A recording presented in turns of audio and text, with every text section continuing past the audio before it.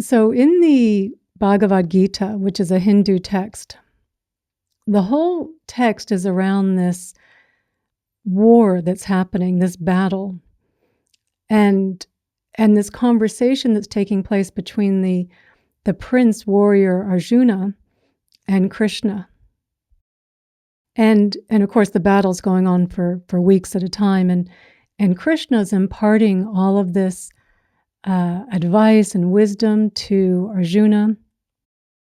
And at one point, Arjuna asks Krishna, he says, "Tell me, with all your wisdom, with everything you've seen," he goes, "what do you think is the most amazing thing in the world?" And without skipping a beat, Krishna says that you can see people dying all around you, and you don't think it will happen to you. And so while we don't see people dying all around us, we're not on a battlefield, we do know that people are dying every day. We read about it in the newspaper, we see it on social media.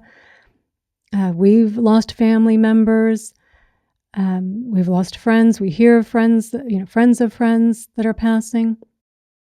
So while we don't see it happening every day, we know it is happening. And yet we don't think it will happen to us. And what we do see every day, and what we have seen for our entire lives, is we have seen old people. And yet, even though we see old people, we've seen them our entire lives, we don't think it will happen to us. And even though we see throughout our whole lives, we have seen sick people, we don't think it will happen to us. And we see that people are losing those that they love, those that are dearest to them. But we don't think that it will happen to us. That we live in this kind of, this bubble, this delusional bubble, that we can see all of these things happening around us. But we don't think that they're going to happen to us. And so to get us out of the bubble, what the Buddha has given us is the teaching on the 5 remembrances. These 5 things that we should contemplate every single day, these 5 truths that none of us can escape, that we should be contemplating daily.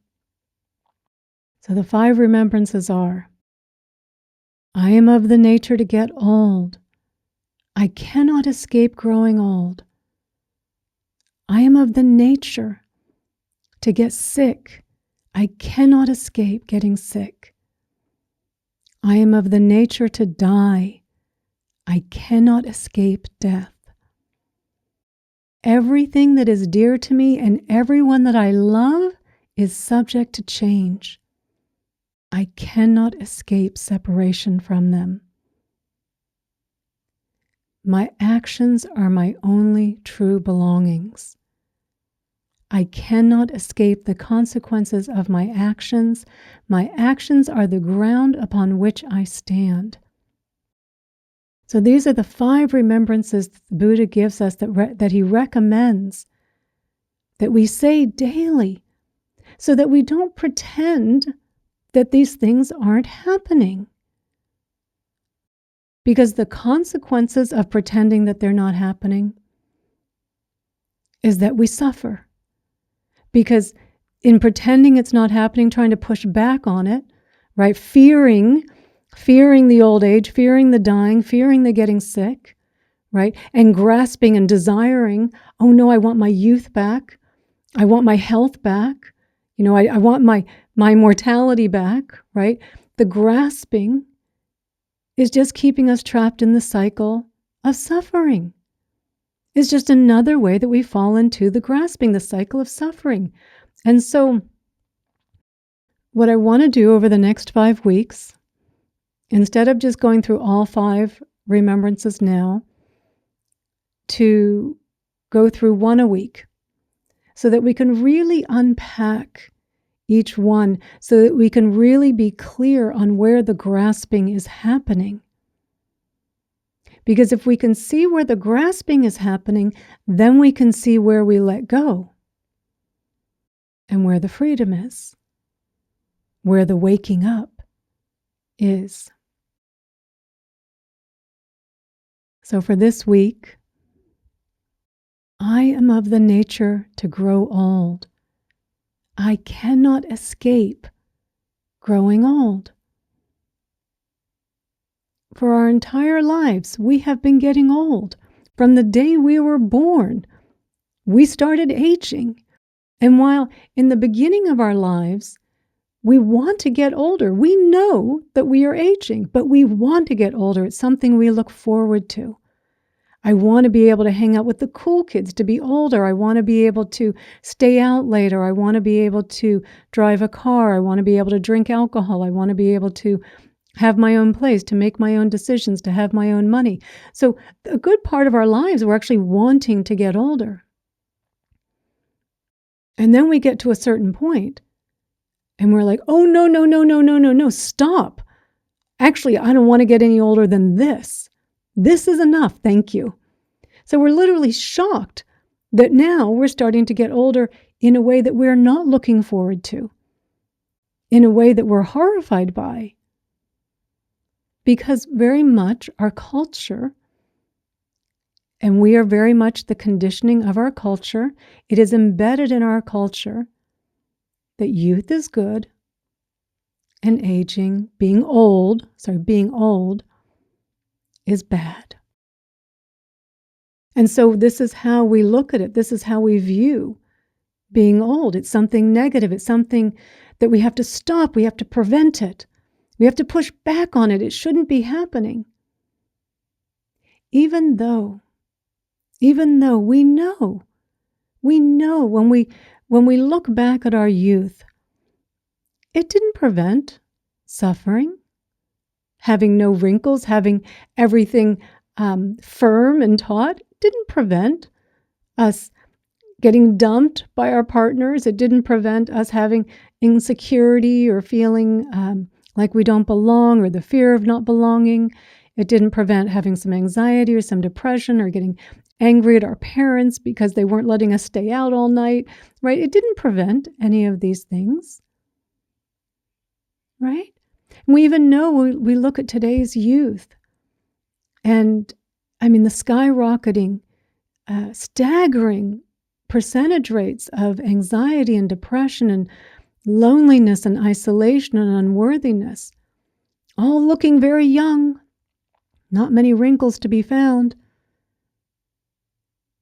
right? Because peace and happiness is a state of mind. It's not dependent upon what we look like. It's not dependent upon how many wrinkles we've got or how many age spots that we don't have. It's a state of mind.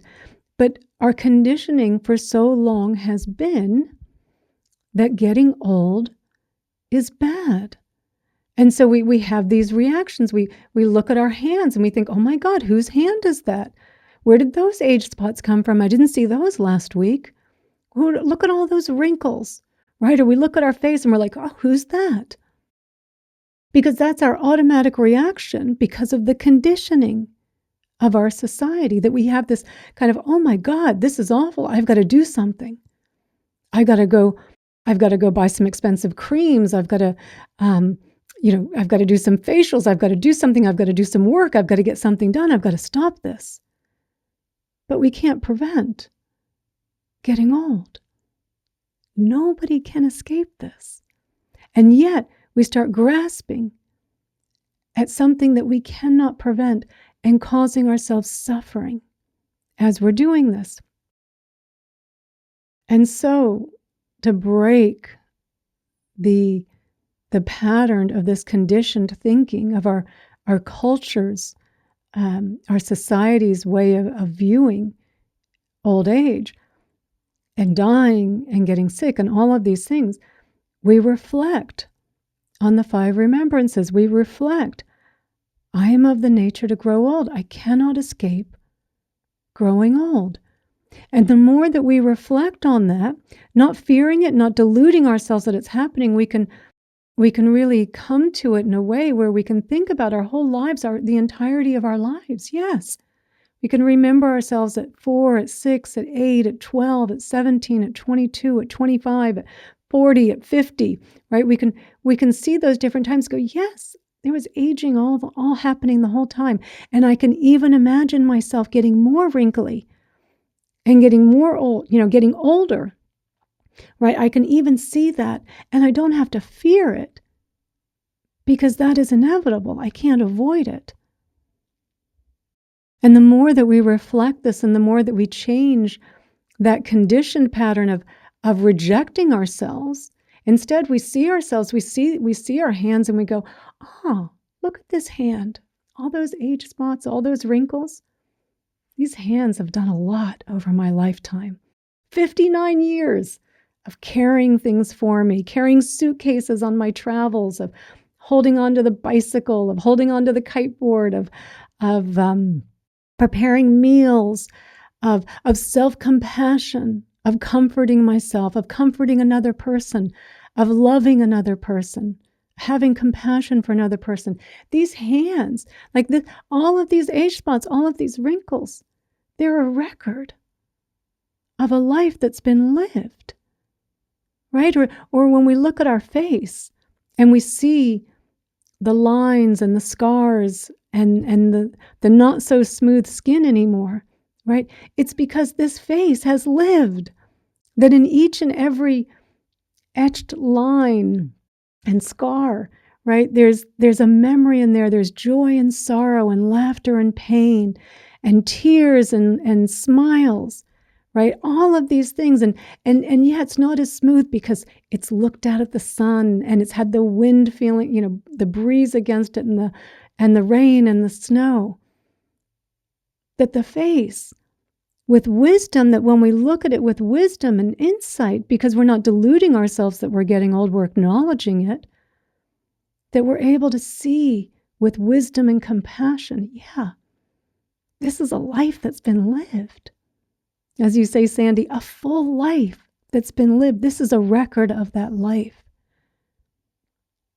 So the old conditioned way of our society's values, that we see ourselves and we push back and we're repulsed and we belittle ourselves and we devalue ourselves, basically, too. We're like, oh, I'm of no value anymore. And we do even see this. There's been studies about, older people, kind of shrinking into of course we're shrinking, we're getting smaller, but that internal sense of shrinking as well, of not wanting to be seen, not wanting to look people in the eye, because feeling as though you don't have any more value, anything more to contribute to the world. Instead of embracing and honoring and valuing our experiences, right? That we have lived a life, that we've been on this planet for a long time, and we have a lot to offer the world. Right? No one's going to the 16-year-old or the 22-year-old for life advice. You want to go to someone that's lived. You want to go to someone that's had experiences, that has wisdom. I had a friend visiting just recently, and she was telling me how she was looking for a therapist this summer. And I asked her, I said, what was the main criteria in looking for your therapist? And she said that she is old. I want someone that's old, that has had experiences. And she found this really old little lady therapist, and she loves her. Like, we look at old people, we look at ourselves getting old, and we devalue who we are. And it doesn't matter if you're 29 turning on 35, because today they even want to be even, younger. Or if you're just turning 40, if you're just turning 50, if you're just turning 60. My next birthday in a few months is 60, right? And it's like, yeah, we're getting older, but we've had experiences and we've got wisdom and we've got things to share. That we shouldn't devalue ourselves, because every time we do that, we're grasping. And we're back in the cycle of suffering. We're asleep. We're not awake. Just simply because we've lived a life. And forgetting the alternative is, I'm not here. I'm not here to connect anymore, to share, to feel the sun on my face, to have the joy of laughter, of smiling, of the sorrows of all of that, that we're not even here then to have that is the alternative. So that we're here and to appreciate it, to be grateful that we are still here. And so we also, while we have the physical, the physical looking older, there is also a lot of things that we're losing as we get older, right? We're not able to see as well. We're not able to hear as well. Our cognitive functioning is not quite what it used to be. Our short-term memories, where we have a train of thought and then all of a sudden we lose it. Or our longer-term memories, again, we kind of like, I know that, and you just can't retrieve that memory. So we're losing some things. Things are deteriorating. Our physical capabilities we are losing as well, right? That we're not able to. Maybe you used to be the big mountain biker and you would go on the crazy trails, and now it's like, maybe not so much anymore. Or the, skiing on the Black Diamonds, and now you're kind of, I don't know if I want to do that anymore, right? Or you maybe used to get a lot of your identity from being the really athletic person, the really intelligent person. Maybe it was the really beautiful person, right? Where we get a lot of our identity from that. Even though that's not who we are, of course we do. We get some identity from that. And we can see how that causes suffering because, of course, it's going to end at some point. And so to remember that we're practicing mindfulness, that we're recognizing what's happening, right? We're recognizing when when we're feeling that loss of, I can't do that anymore. I used to go out for 3 hours on a bike ride, and maybe now I can only go for 30 minutes. Or I used to be a long distance runner, and now I'm just kind of taking some gentle walks around the block. Or I used to do those power vinyasa classes, and now I'm thinking that yin yoga is looking pretty attractive, right? And so again, just kind of there's that little bit of a sense of loss of what we're able to do, maybe some identity that's wrapped up in that. And not to deny any of that, not to deny any feelings that we're having from it. If there's feeling of shame, if there's feeling of embarrassment, if there's a feeling of loss, right? Of loss of identity, feel it. Recognize what's happening. Come in and feel it. Be with it. Accept it. Because we want to be able to be with our emotions, right? We want to be able to heal the hurt, not to stay lost in the grasping of it, but to come in and feel it. And then to use the self-inquiry that we talked about last week, where we then look more deeply. Who is it that's afraid of getting old? Who is it that's upset that they're losing their physical capabilities? Who is it that fears old age? Who is it? Right? To look for it, to use this as an opportunity to wake up. Because while we all kind of see the impermanence of our thoughts, of our feelings, of our emotions, of pain, and we're kind of like, phew, oh, thank goodness, those things are impermanent. But now we're saying, oh, this body, impermanent. This body who I've taken to be who I really am, but I am not, it's impermanent. That last vestige that we hold on to, trying to claim some type of permanence, and we start seeing in old age, that too is impermanent. And we'll eventually get sick and we'll eventually die. So it's really bringing us more deeply into the seeing of reality to help us loosen any attachments that we still have to this body by seeing that it is getting old. It's no longer able to do the things it used to do. The memory is not as strong as it used to be. The sight not as strong as it used to be. We can see this in our own experience, not with fear, not with grasping, but with wisdom and insight and going, yes, this is changing. This body is changing. It has a shelf life. And it helps us to let go of our attachment to the body, to who we think we are, to what we take ourselves to be, or who we take ourselves to be through the identities that we attach through the body as well, so that we can see instead who we really are, that through letting go of those attachments, revealing who it is that we really are. So every time we acknowledge the grasping at it, every time we contemplate, I am of the nature to grow old, I cannot escape growing old, it helps us to be more mindful of this way in which we grasp. It's been getting in under the radar because we're not as mindful of it. We're more aware of it grasping in the other ways. And we've been focusing a lot the last few weeks on just these different ways in which we grasp in the world. And we're so conditioned that we just are unaware of how we're doing it. So kind of looking at this from a different angle, last year we did the ego game, kind of looking at the different ways that the ego is grasping there. And now we're looking at it again from just different angles. There's so many ways that the grasping keeps coming in, so many back doors. And this is a big one because everything in our culture tells us, don't think about aging. Don't think about death. You're going to be sad if you think about that. No. In fact, what you're going to be is free. Because as you're saying, Sandy, and I'm seeing a lot of your comments, and you guys are all spot on, there's a lot of money in anti-aging, a lot of money to be had. I mean, can you imagine on the New York Times bestseller list a book that just says, you're getting old, get used to it?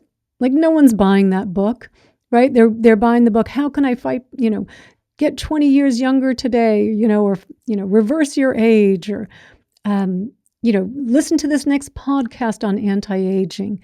It's all about the anti-aging. And of course, it fuels this consumer industry, right?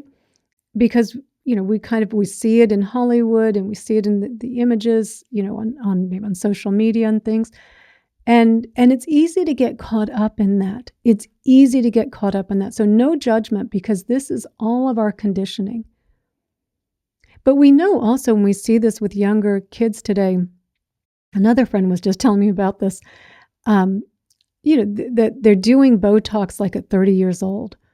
They're doing the fillers at 25 because I guess of all the, on Instagram and stuff and all the filters, and everyone's trying to attain these unattainable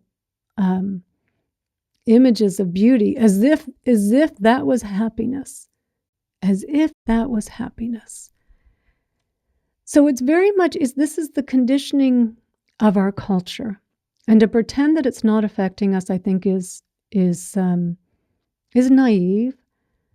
And I'm not saying that it affects us all the time, right? I mean, we all have, we have a moment where we just kind of get taken by surprise, right? Just, oh, who's that, right? We have those moments. I'm not saying we do it all the time, but we have those moments. And to be more mindful of those moments. Oh, here it is again. That's just the conditioning of my society, of the culture that I live in, that has a very bad track record of what brings us happiness, by the way, a very poor track record. If it was a financial analyst, we wouldn't take any more stock recommendations from it, but we keep doing it. We're so caught up in it. We keep staying in it. But the Buddha gives us these 5 remembrances to keep waking us up, that every day to say to ourselves, I am of the nature to grow old. I cannot escape growing old. There is freedom in acknowledging that, in contemplating it, in thinking about it, in imagining ourselves getting older, right? Instead of fearing it and going, yeah, it's going to get older. And that's not something to repel. That's not something to put down. It's reality. It's reality. And my peace and happiness is not dependent upon how we look. It's dependent upon whether I'm grasping or not. And so every time that we see that, every time that we see that pushing back on getting old, every time we acknowledge that, and again, being more mindful of it simply because of the remembrances, and we accept, like just that initial resistance, like accept it. It's okay. Feel it. That initial fear, whatever it is, don't deny the feelings. Don't deny those. Feel them. And investigate. Who is it that was unhappy about seeing that new wrinkle? Look for it. If there is truly someone here, independent, solid, that is so unhappy about getting old, we should be able to find it. But in looking for it, what we find, it's not there. So in that moment, nirvana, because that is the extinguishing of the grasping in that moment, and even if it's just temporary, okay, it's temporary. But you extinguished it in that moment, and then 20 minutes later, 30 minutes later, the grasping comes in another way. You see it again. Here's the grasping now for enlightenment. Here's the grasping for when I was so happy when I was young, that we always impute happiness back on our youth. Not that there's not happiness there, but we forget the thoughts were all there too. The grasping was still there. This didn't just happen as we got older. And so every time we do that, and we keep looking with wisdom and investigating what's happening, we keep waking up. So these are opportunities to wake up. So we can remember in the first remembrance, I'm of the nature to grow old. I cannot escape old age. As we say this to ourselves every day, when we see others that are older than us, to think, yeah, that's going to be me too. That's going to be me too. If I'm lucky, that's going to be me too. And again, remembering that I'm of the nature to grow old, I cannot escape it. We don't have to push ourselves so hard. That we can also acknowledge where we are, right? That we don't have as much physical stamina as we used to have, or again, that just you have a moment and something just you're in your train of thought and you kind of lose it for a moment. I have moments where that's happened in the last few years. Giving a talk where there'll just be a moment. It's like, where was I on that? And then it'll, so far it's come back eventually, but one of these times I'm literally going to sit here frozen and go, I don't know where I was. Actually, I think I have done that once on a talk and said, I don't really remember where I was going. And that's at 59, right? It's not going to get better. It's only going to get worse. And I don't want to fear that, but it is a part of old age. It's a part of old age, right? So to not be hard on ourselves for these things, to not push ourselves if we need naps, if we need a little bit more space in our day, which I think we need anyway for our spiritual practice, but also to acknowledge that just for our age, right? Of what it is that we need, to take care of ourselves, right? Not with $200 creams and fillers and implants, but, to take care of ourselves, to eat healthy food, to exercise in a way that's appropriate for our body, and acknowledging, yes, I am getting older. It's not going to get better. So I might as well try and move where I can now in a way that is appropriate for a 59-year-old woman. And to remember that this is an opportunity. Getting old is an opportunity to wake up in seeing the grasping of this attachment to our bodies. As much as we think we don't have that attachment, it's there, right? This is kind of it's like, no, this is me, right? This is what we really claim. This body is me. But as we start to see, as it gets older and we have less control over it, and things are breaking down, and we are really starting to see the impermanent nature of our bodies, the impermanent nature of us, that these are opportunities to wake up, It doesn't matter what's happening in the body. If there's no grasping in the mind, you are at peace. You are free. You are liberated. Liberation is not dependent upon what's happening in the body. It's dependent upon not being attached to it, of removing all the attachments, of extinguishing all the grasping.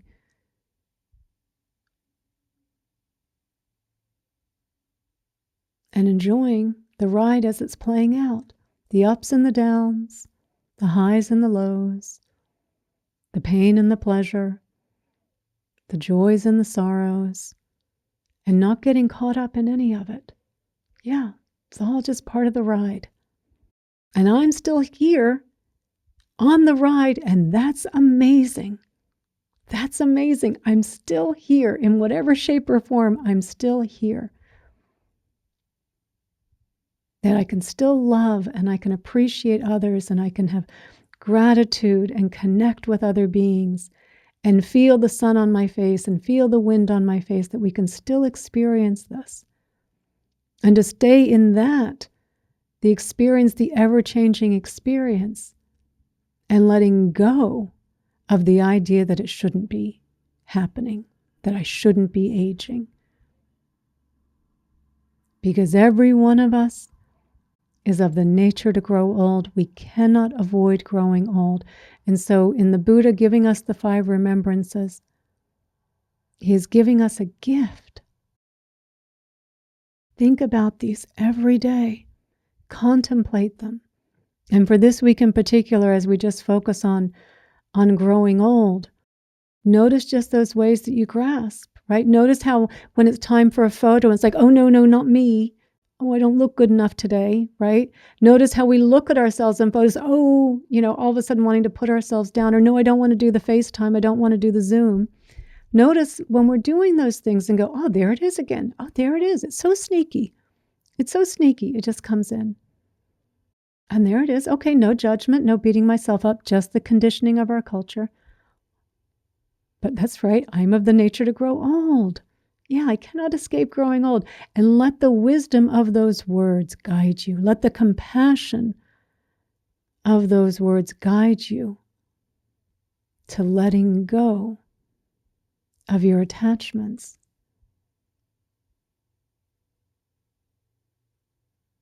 Letting go of the grasping. And I'm using those kind of interchangeably. I'm meaning the same thing.